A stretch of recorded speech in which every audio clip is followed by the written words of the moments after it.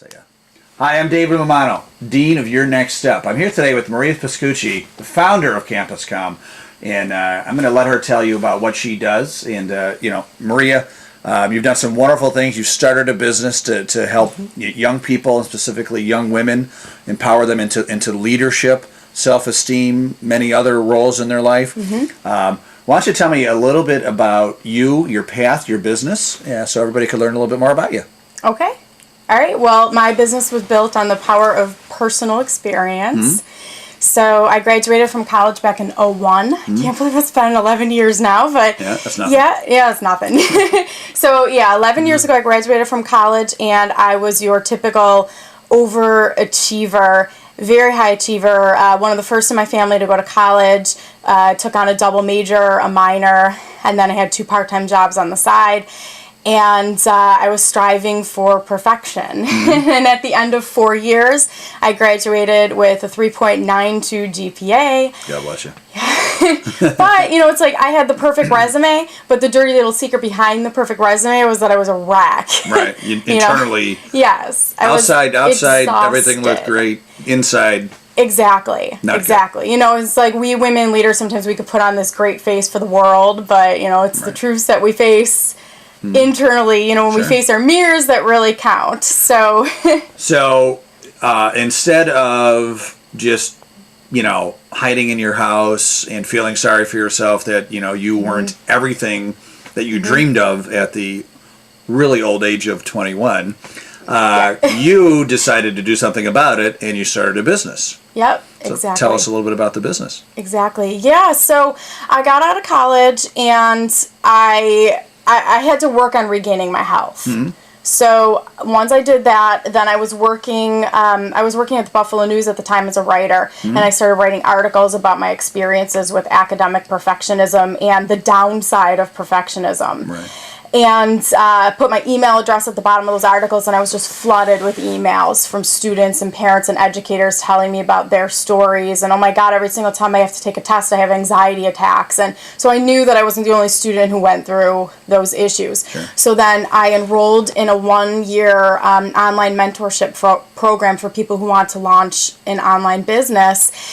And then I received the training that I needed because I didn't have a business background in college. I was an English and history major. So then I launched CampusComm, and it was just a little blog, and that's when I met you. It was just a little blog at the time, and I had a newsletter. And I was very fortunate. It was a 4 months into business, I was interviewed by the Chronicle of Higher Education. And when that article went live, it was amazing. I woke up in the morning and I went to check my email, and there was just like hundreds of subscriptions to my free newsletter. I was like, where's that coming from? But it turned out that the Chronicle of Higher Education featured me on the homepage of their website.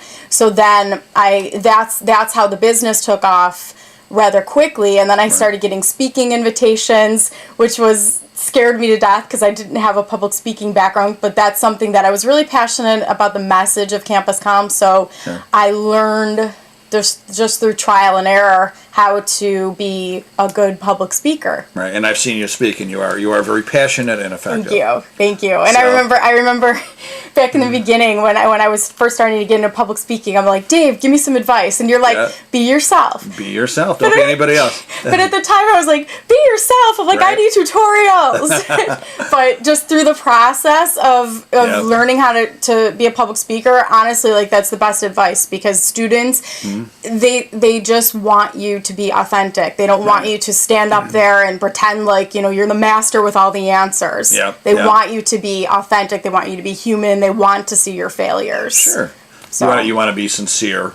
Right. And just tell your story. Good, bad, and ugly, right? Yes, so, terrific. Exactly. Yeah, well, Maria and I definitely have some history. In fact, I met her about 6-7 years ago when she was first starting out. I think through someone in your mentorship program connected us, and we went out to lunch. And I've seen CampusComm.com grow from a blog and a website now to your speaking tour, speaking at high schools and colleges all over the country.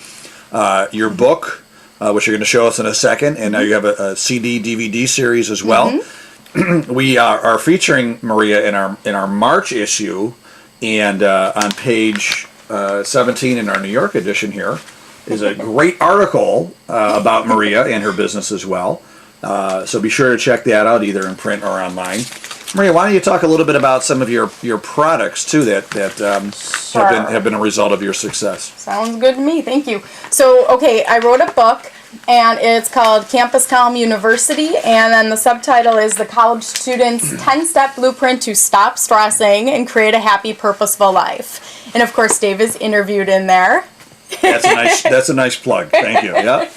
So the premises of the book, it's 10 mindsets to a happy and successful life, and it just talks about if it's not only about awards and grades and compiling the perfect success portfolio, then what is the elements and the key ingredients to success. So the chapters are, like how to love learning and infuse your career search with passion and take risks and be creative and all of these things that students, they really need to know. And sometimes I don't know if there's a really safe environment for them to fail, Right. and by fail, I don't mean like fail your classes. I just mean like take a risk. Right. If you're not perfect at it, it's okay. Just keep going and learn Sure. from it. Sure. So that's the book. And then this is my brand new product. I'm really excited about it. And it's called a Campus Lead Her Success Kit.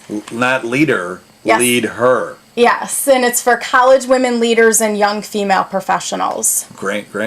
So this is, as my journey after graduation for the past 11 years, I learned that if I wanted to step up into greatness and lead the world, that I had to start by learning how to be the leader of my own life. And it meant taking charge of my health and my time, my money, my confidence, and my career. Yeah. So that I could step into leadership and be the leader that the whole, the world needed me to be. Right, sure. So this is based on, again, my personal experience, but then just being out there and connecting with college women leaders across the country when I speak. This is what I see time and time again, that they need help in all of these areas. So I partnered with 11 different women leaders, and we produced the Campus Leader Success Kit. It's 12 hours of personal leadership development, content, training, and advice. But it's not like the same kind of training that you would get in a classroom. It's like created for young women leaders by young women leaders, and it's Right. fun and it's inspirational. So tell me a let's invent a story here. Okay. All right. So that's Maria going back to age 15. Knowing what you now know, how would you reinvent your path so that you just had a wonderful experience that was well-rounded and enjoyable for you personally, inside and out? Inside and out. Yeah. Yeah. That's a good question, right? It's a very good question because, of course, there's a part of me that's like, well, I wouldn't do anything differently because every experience I had made me who I am today. That's and if true. if I would have graduated with perfect health and been ready to embrace Right. the whole world, then I never would have launched You Campus still might be at the Calm. Buffalo News, right? So. Right, exactly. But Yeah. that being said, sure. Let's see. I always would have been a high achiever. I mean, if you're a perfectionist, you're not suddenly going to be like, woohoo, time to, blow off everything just because Right. somebody says lower unrealistic standards. Sure.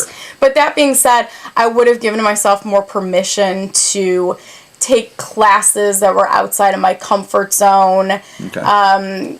Because if I didn't get an A in it, that was okay because I was learning something new. Right. I probably would have given myself more permission to take care of my health when I was in college and in high school, get enough sleep. Yeah. all The those stress things. was just killing your health. Exactly. It wasn't like you were eating Doritos for breakfast. It was more Right. just the stress. Exactly. was hurting you. Stress, sleep deprivation, and that's a huge issue on college campuses Sure. today. Yeah. So, I would have definitely taken more time to take care of myself Yeah. and appreciate what I had at the moment, living in the moment. Right. I think, so many of us young women, we spend so much time thinking about, I have to do this because then this will happen in my 5-year plan and my 10-year plan. It's like, Yeah. we just need to learn to live in the moment a little bit more. Right. So I definitely would have done that. It's interesting you say give yourself permission. So, I mean, as a 15-year-old, is a young girl even thinking about giving themselves permission to do things.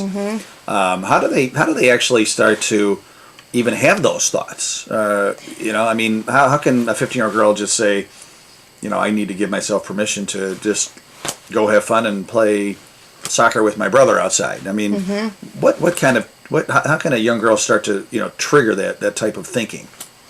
Well, I think that it would be important. First of all, it's important to unplug a little bit, to take some time for yourself to actually be able to start thinking about these kind of things. Like, what do I want out of my life? I need to slow down, and it's okay to take time for myself. And I think, so many young people and students, it's, they're so wired and texting, and I mean, I do it too. Yeah.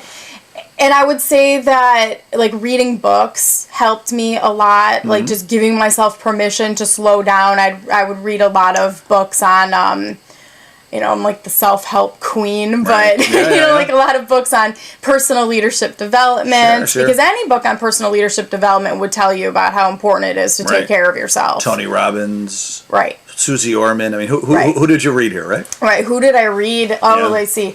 Well, I read a lot of books on perfectionism. Anna Quinlan wrote a book called Being Perfect. Yeah. And that was actually one of my inspirations for launching Campus Calm. Okay, great. And I just read a lot of natural health books, all that kind of stuff. Sure. So I think that reading books exposes you to a new set of ideas, because let's be honest, it's tough. For a 15-year-old to say, okay, I'm going to give myself permission to slow down, maybe not be so perfect all the time or feel pressured that I have to be, because society is telling you something different. Yep.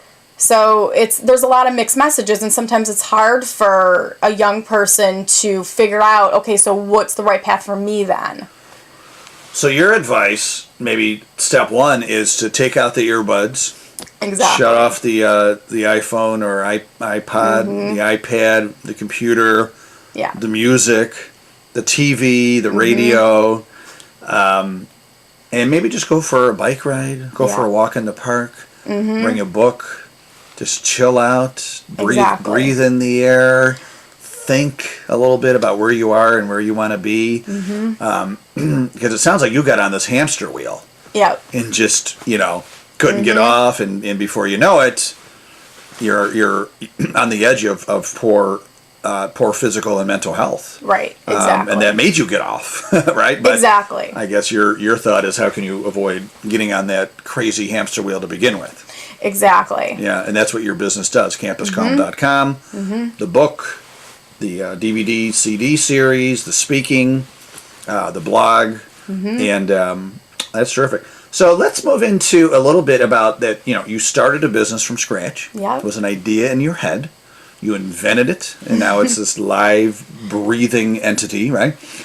And so what's that like? How do you like being an entrepreneur? What are some of the advantages of being an entrepreneur, and what are some of the disadvantages, or some of the things that maybe are not so great about being an entrepreneur?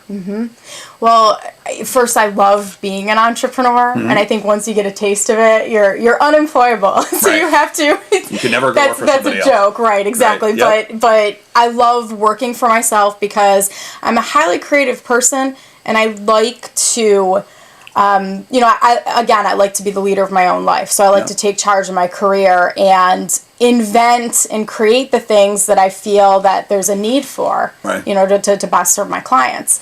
Let's see. I would say that some of the advantages of being an entrepreneur is that you get to create a business that fits into your life and not necessarily a life that fits into your business. I like that. And that's something that I've really learned throughout the years, right.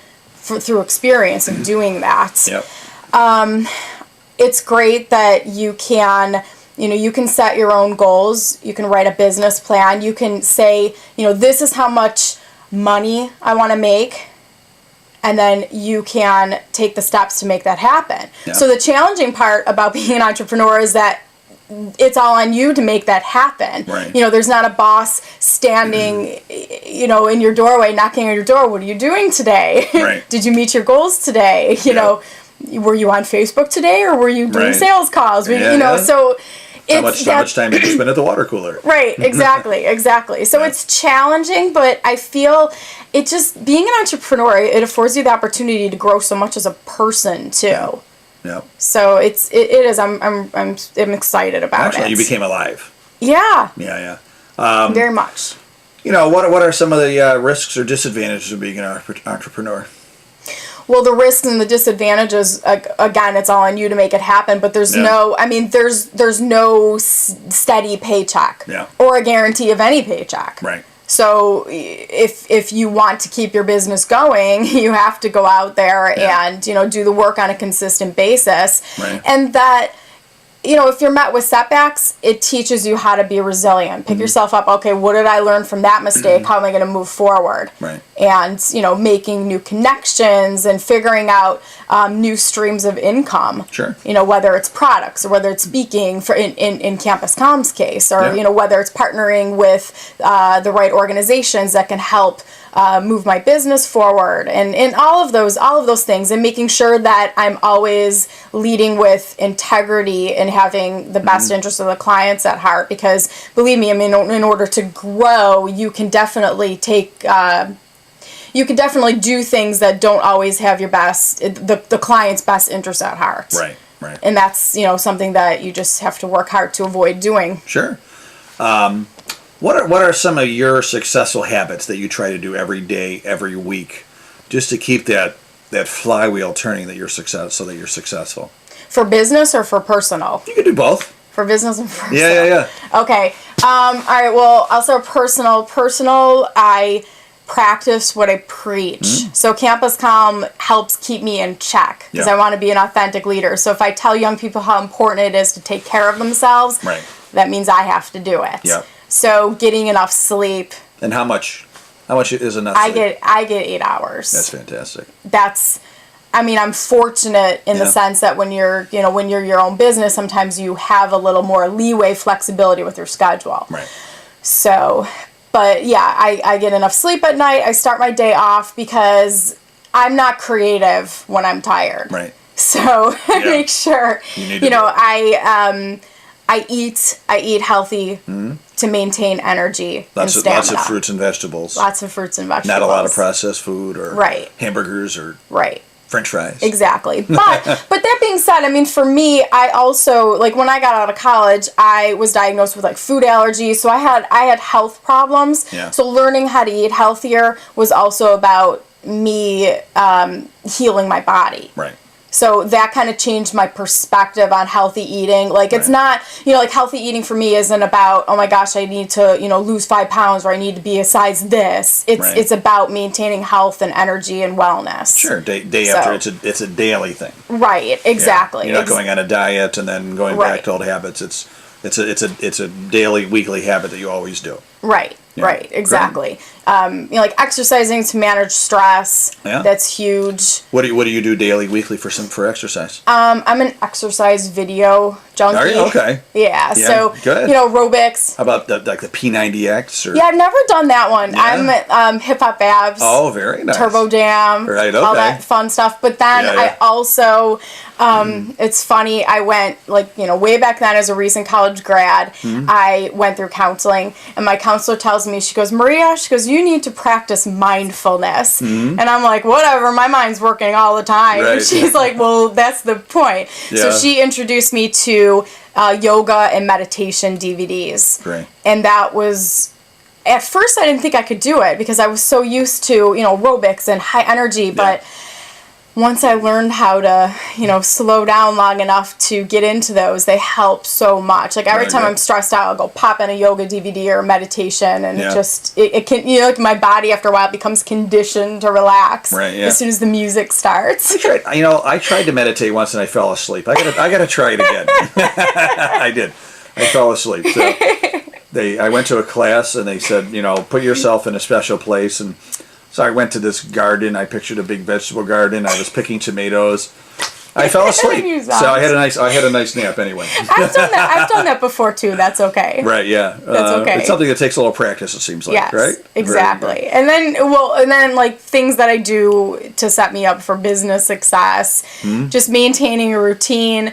get into the office, Yeah. sit my butt down in the chair, turn on the Yeah. computer, look at my list in the morning of things I have to do. Right. Because, like sometimes there's days when you wake up and you're like, I don't want to work today. Sure. But you go into that office and then that's Yeah. it. Once you discipline yourself to do that, that's the Yeah. hardest part. Yeah. So, and Well, I think you make a good point, because it's easy to get distracted when you own your own business, because you're in Yeah. charge of your time. And time is the biggest commodity we have, right? exactly. So, what I try to do is set a goal for myself as far as how much I want to make every year. Mm-hmm. And then I say, how many hours am I going to work per week? And then break it down on a per hour basis. Right. So let's say that, I break it down where I need to make $75 or $100 an hour, or whatever the number is. Mm-hmm. And then I ask myself, at this moment, am I doing a $100 an hour activity?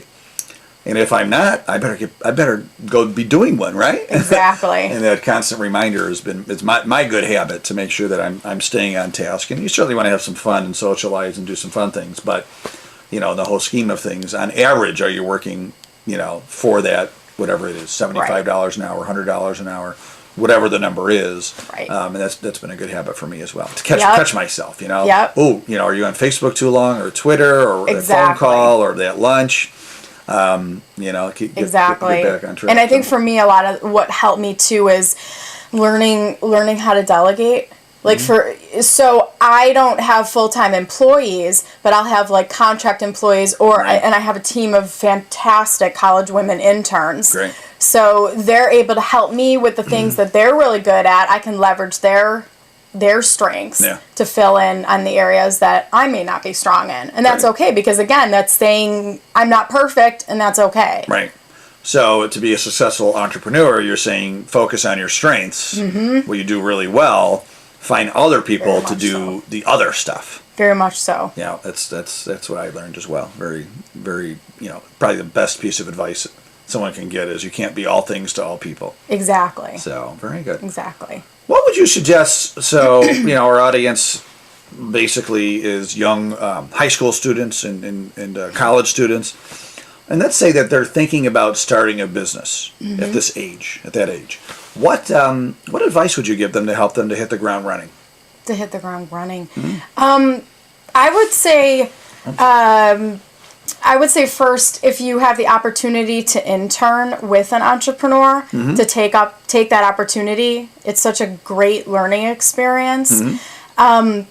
If you're in high school, you could start an entrepreneurship club, and then you can invite guest speakers in to speak to students who are entrepreneurs. It's a great way to learn from entrepreneurs in the community. Yeah. And then you're also building up connections. It's networking too. Yep. So that's great. If you're in college, you could take classes in entrepreneurship. A lot of colleges today have entrepreneurship majors or minors. Right.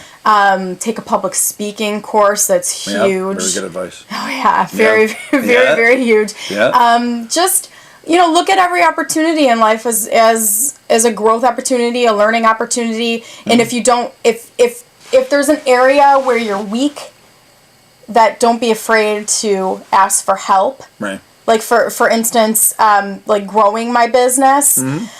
I didn't have a business background. So it was challenging to figure out, okay, so I have had all this success with Campus Comp, but now how am I going to take it to the next level? Right. So then for me, that was enrolling in an entrepreneurship class through, it was the University at Buffalo Center for Entrepreneurial Leadership. Yeah, I remember you telling me about that. Yeah, so I enrolled in there. It was a Minority and Women Emerging Entrepreneurs program. Right, yeah. And that program helped to teach me the ins and outs of how to take my business and grow it. Right.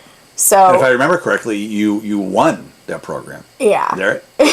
Not to toot my own horn, but I tooted it for you. Right, exactly. And so that program I was stepping really far outside of my comfort zone, and there were some times where I was terrified, and I would, I remember there was one experience. I was driving home from class, and I'm sitting in my car, and I'm in bumper to bumper traffic on the thruway, and I could just feel myself getting like overwhelmed by the enormity of everything that I was doing. I was writing a 30-page business plan and trying to think of all of these ideas for how I want to take Campus Com to the next level and grow it. And I could just hear like my inner critic, and they're like, you're not good enough. You don't have a business background. You're never going to reach your goals. You're not going to do, and it's just like, no, like shut up, stop it. And you got to like talk yourself down and keep on, saying positive affirmations. You can do this, you can do this, and you silence your inner critic. Yeah. And then you move forward, and, I won. So I told her, I told my inner critic, I showed her. Yeah. Well, it's funny what you say, because, if you're always worrying about what, could not happen, or that the worst that can happen, you're not thinking about what could happen. Right. And, exactly. You certainly want to, plan for if things, don't go as well as they could. I mean, you don't want to be ignorant about everything. But I think you want to spend most of your time, planning for success, because, as they say, you become what you think about. Exactly. And, so if you think about the fact that, you're going to be, have your own national talk show someday because you're so great at what you do. That'd be great. Chances are it's going to happen then, more so than if you never expected or think about it, So, right. Exactly. Well, that's fantastic. You're a wonderful example of somebody who just went through a personal experience. Instead of complaining about it and being a victim about it, you took it as an opportunity to not only help yourself but other people. And I'd probably fair to say by helping other people, you continue to help yourself, and you've turned into a great business with tons and tons of potential. So I think it's a fantastic story of what you can do here in our country to really make it make a difference and make a living making a difference too. So I personally am very proud of you. Thank you. And if you haven't checked out Maria's website, it is campuscom.com. You could purchase her book. I'm sure you could purchase all of your products there as well. Yep, right on the website. And speaking of books, before we leave, you talked about some personal books that helped you. What about any business books that helped you to kind of get started? Yeah, let's see. There's a book called Smart Women Smart Women Know Their Why, and it's a business book. Written by Cherie McConnell. Okay. Then there's a book called, I'm actually in the process of reading it right now. It's called How She Does It, How Women Entrepreneurs Are Changing the Rules of Business Success. Right, okay. That's fantastic. Like The 7 Habits of Highly Effective People. Yep. Seth Godin's books, Tribes. I love Tribes. Yeah. And then it's not so much a business book, but it is in the sense that business is all about resilience.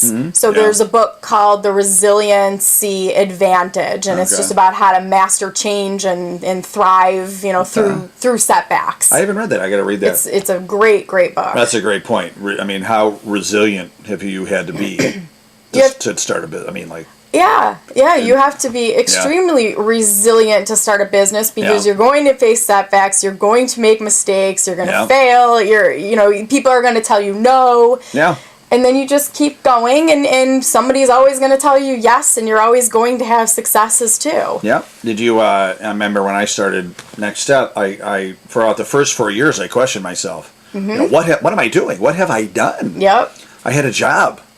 And and at that time I was in my mid-20s, and people were, had started to take off in their careers, and buying nice cars and getting married and houses. Yep. And I was, at night I'd close up the magazine and go work at a restaurant as a waiter, and I had a car, 140,000 miles on it, and I what am I doing? Right. But as you just said, the resiliency gets you through. You got to keep that picture. Right. Alive of where you want to be and what you want to do, and just keep on going, and be twist things a little bit, so you get maybe your odds are if you make 10 phone calls or have 10 appointments, that you're going to get one yes. So if you get 9 no's in a row, you got to say awesome. Yeah. Now it's going to be a yes. One more phone call's a yes. Right. Instead of flipping and saying nine no's. Be excited about that yes, and right.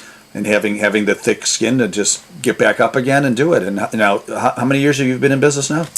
Let's see. I started Campus Com in 2007. Okay. So like 5 years. So about almost 5 years now. Yeah, very good. And I know you started still with no investors, and it's been purely organically grown.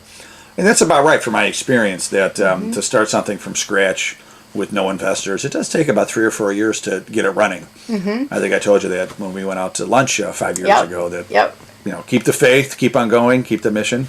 And you've done that very well. So, well, great. Anything you would want to add before we say goodbye here, and try to I think this interview has been wonderful, and trying to help our readers and the young adults of America with not only with your subject matter of handling stress, managing stress, and infusing leadership or leadership qualities into your life, but also just being an entrepreneur. So I really want to thank you. And any parting thoughts before we leave here? Well, first I would say, thank you for always believing in me. Yeah, absolutely. Yeah. But as far as last words of advice for high school and college students, I would say don't be so hung up on having to find the perfect college major, because it's going to define your career path for the rest of your life. Right. Focus on the things that interest you as a student. Take classes that excite you, because you have no idea where your college major is going to take you. Again, I was an English and history major and a writing minor. Did I ever in a million years think that I would own a business? No. Right. So I see that when I speak on campus, that so many students are so hung up on that, and it causes so much stress and anxiety that it's just, let it go. Focus on what you can control in college, and that's developing transferable skills. Great. Excellent. So if people want to contact you, Maria@campuscom.com. Yep. Maria@campuscom.com. Website, once again, campuscom.com. Campuscom.com. Campuscom. So I'm here with Maria Pascucci, the founder of campuscom.com. And thank you very much for being here today. Really appreciate it. Thank you. Yeah.